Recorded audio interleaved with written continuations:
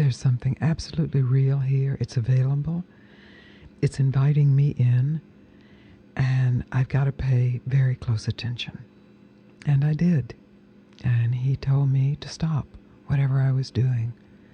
Of course, I first heard that in a sort of gross physical way, but he was pointing much deeper. My internal search, my internal escape.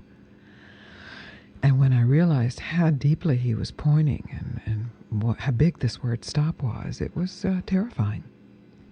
Because I assumed if I stop, I would regress, or I would lose my accomplishments and my states.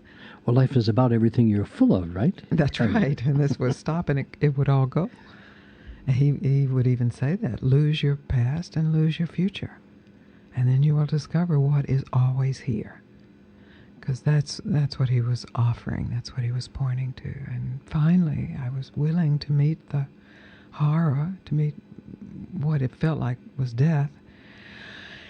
And I discovered this fulfillment that needed nothing for its continuance or its maintenance, that needed nothing for its being.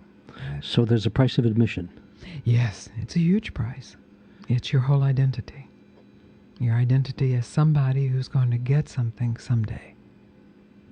So it's not for the weak of mind or the faint of heart. It's a huge step, of course, because my whole conditioning, as all of us, as human beings, is to go, is to find what's next, is to protect yourself, watch your back. Let's start with that. Yes. Here we are, all Americans listening today. We're in this soup, we're in this culture, this great wave that we co-inhabit here. It's pretty full, pretty scintillating stuff, okay? It's not boring.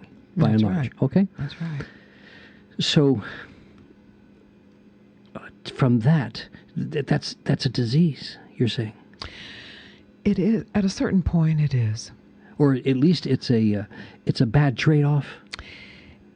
When there arises within someone some mysterious something, I call it the call to be free, or the call home. But without a name, something that is simply not satisfied with what we throw at it. Accomplishments, goals being met, our political entertainment, both the pleasures and the horrors of the world. It's not satisfied with that. That's a sign of readiness. Wow, that's good news. That's actually good news, even Sorry though to it's stop you here. uncomfortable. No, please. But the good news is an unsettled state. That's right. That's right.